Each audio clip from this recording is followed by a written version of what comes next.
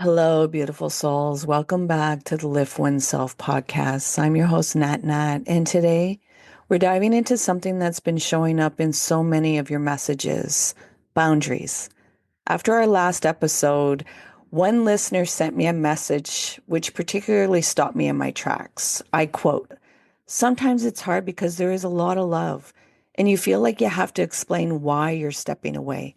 Our body tells us this relationship is no longer giving us substance, yet we sometimes stay out of obligation in years together." That message resonated with me, and I'm sure it probably resonated with you also. Yet I'm here to open up the dialogue about boundaries, that they aren't walls we build to keep others out. They're gardens we tend to help ourselves bloom. Today, we're reframing boundaries completely, not as rejection, yet as the ultimate act of self love. When you hear the word boundaries, what comes up for you? For many of us, there's this subtle guilt, right? Like we're being selfish or pushing people away. Yet here's what changed everything for me: boundaries aren't about others at all, they're love letters to yourself. They're you saying, I matter enough to protect my peace.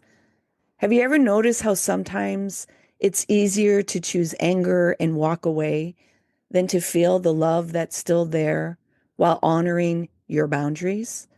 That's because vulnerability is terrifying. It's much simpler to slam a door than to leave it cracked open while saying, I need some air. One client that helped me with the Raw Healing course shared, I spent years trying to make myself small enough to fit into relationships that weren't built for who I was becoming. Setting boundaries wasn't about pushing others away. It was about making room for myself to expand. When I asked why she keeps showing up, she said, I feel like I owe it to her because of our history. Does that resonate? This idea that time invested equals obligation to continue? We're taught that love means always being available, that being a good person means putting others first, that needing space makes us difficult. One of my spiritual teachers and author and book that I continuously go back to is Michael Singer, who wrote The Untethered Soul. I highly suggest you go get the book. He indicates we don't have needs. This isn't suggesting we don't have genuine requirements for well being, like respect and safety. What he's pointing out too is how we often mistake our attachments to specific outcomes for actual needs. For example, needing respect is valid, yet demanding that someone must text back within an hour to prove they respect you, that's an attachment disguised as a need. When we confuse the two, our boundaries serve our insecurities rather than our growth. Let me illustrate this difference. An authentic requirement might be, I need open communication in my relationships. When expressed healthily, this becomes, I'd appreciate a text if you're running more than 30 minutes late. Yet, when it's coming from an attachment, it might sound like, you need to respond to my message within an hour, or I assume you don't care about me. The first creates space for your genuine well being. The second attempts to control someone else's behavior to avoid feeling uncomfortable emotions. True boundaries honor our authentic requirements without demanding others manage our emotional experience. When we set boundaries from that place of attachment, I need you to treat me better or I'm not okay, we're actually giving our power away. We're making our peace dependent on someone else's behavior. Yet, let's go deeper for a moment. What's really happening when we place our emotional well being in someone else's hands like this? In simple terms, we're avoiding feeling our emotions because somewhere along the way, we learned it wasn't safe to feel them fully in our bodies. We also probably learned that it wasn't safe to verbally express them to others. Instead of turning inward, we grasp outward, trying to control how others behave so we don't have to face what's happening inside us. Think about that. How often have you found yourself saying, if only they would change, then I could feel better? I catch myself doing this sometimes too. It's so human, especially as a parent. How many of us say that if our children would only show up this way, I would be better. Yet here's the beautiful, challenging truth. Creating safety for our emotions is an inside job. No one else can do it for us.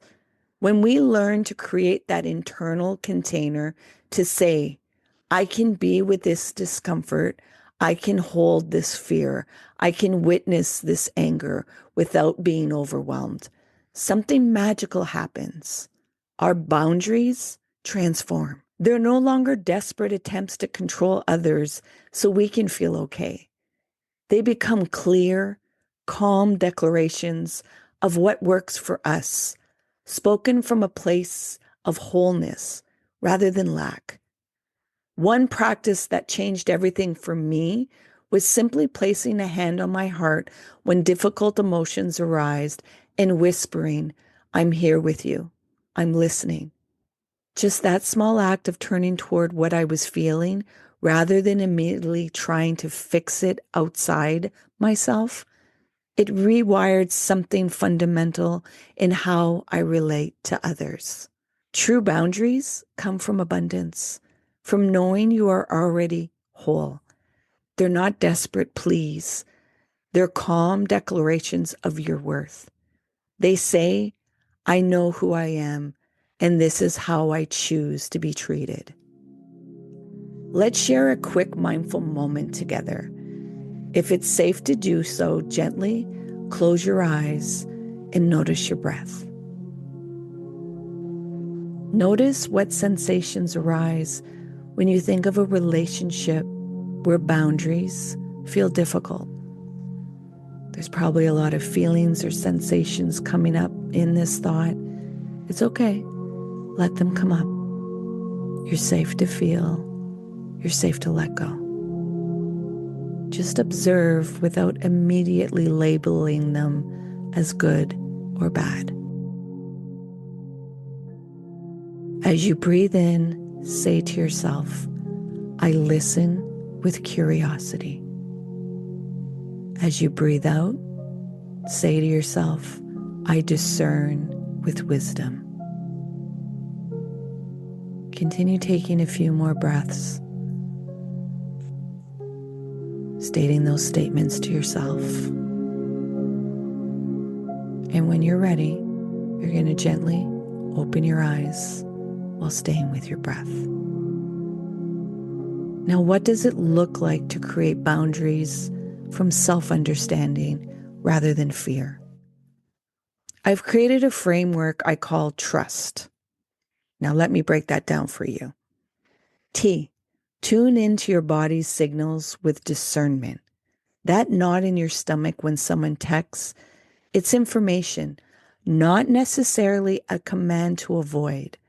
Ask yourself, is this discomfort protecting me from harm or protecting me from growth? R, respond from clarity, not crisis. The best boundaries aren't set in moments of overwhelm. Take time to ask, what do I value? What am I actually feeling beneath my initial reaction? You understand that authentic emotions may feel unfamiliar. When you start setting boundaries, you might not fully trust your emotional response because they're new territories after years of people pleasing. S, separate worth from people pleasing. Your value has never been determined by how available you make yourself to others.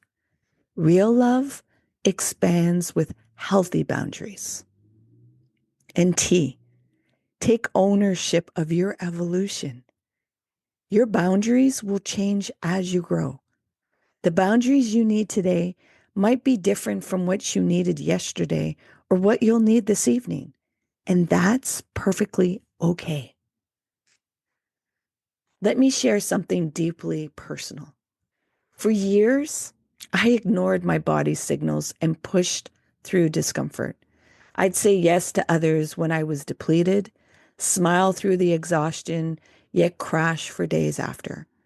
What I didn't realize was how serious this disconnection from my body would become.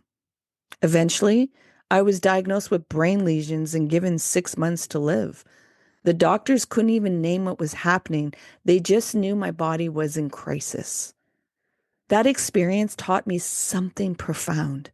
When we consistently override our body's wisdom and avoid our authentic emotions because we don't feel safe expressing our needs, our bodies sometimes have to scream louder to be heard. One day after my recovery, I finally honored that knot in my stomach and said, I need this weekend to rest, and I'd love to connect next week when I can be fully present. And you know what happened? A simple, take care of yourself. We'll be here when you're ready. Here's where discernment matters. That same knot shows up when I need to have difficult conversations that help me grow. The trauma I experienced as a child has separated me from recognizing the difference between protective discomfort and growth discomfort. The key is developing a relationship with your feelings when you can distinguish between this hurts because it's wrong for me and this is uncomfortable because I'm growing. Sometimes the most loving thing we can do is release connections that no longer serve either person's growth. And other times it's staying present through discomfort as we build more authentic connections. The key is to being able to communicate. When someone repeatedly crosses our boundaries despite clear communication, try this language. I've noticed this pattern happening several times. I value our relationship and I need to step back when this occurs. I'm open to reconnecting when we can address this pattern together. I've created a resource called the Trust Framework for Loving Boundaries, with journaling prompts to help you distinguish between different types of discomfort. Download this free guide at liftoneself.com/boundaries. If you're ready to dive deeper, the Raw Healing course is open. Put your email address so that you can get more details. Go to liftoneself.com/raw healing. Remember, true boundaries aren't rigid rules. They're flexible containers that help us show up authentically in each moment and learn how to be in relationship with ourselves and others. Before we wrap up today, I want to invite you to join me for our next episode where we'll be taking this journey even deeper. We've talked about how boundaries are really about trusting ourselves enough to honor what we feel. Yet, what does that trust actually look like in practice? How do we distinguish between the voice of fear and the voice of intuition? How do we create our own authentic path when there's so much noise telling us who we should be? Next episode, we'll explore the art of trusting ourselves, creating our path when there's no roadmap. I'll be sharing some powerful practices that have helped me and my clients move from second guessing ourselves to standing firmly in our own wisdom, even when that wisdom doesn't look like anyone else's. And I'd love to hear from you. What's one situation where you struggle to trust yourself? Share your thoughts on our Instagram at liftoneself or send me a voice message in our DMs. Your question and experiences might just be featured in our next conversation. Help the community grow. Until next time, please remember to be kind and gentle with yourself. You matter. Hey, you made it all the way here. I appreciate you and your time. If you found value in this conversation, please share it out. If there was somebody that popped into your mind, take action and share it out with them. It possibly may not be them that will benefit. It's that they know somebody that will benefit from listening to this conversation. So please take action and share out the podcast. You can find us on social media, on Facebook, Instagram, and TikTok under Lift Oneself. And if you want to inquire about the work that I do and the services that I provide to people, come over on my website, come into a discovery call, liftoneself.com. Until next time, please remember to be kind and gentle with yourself. You matter.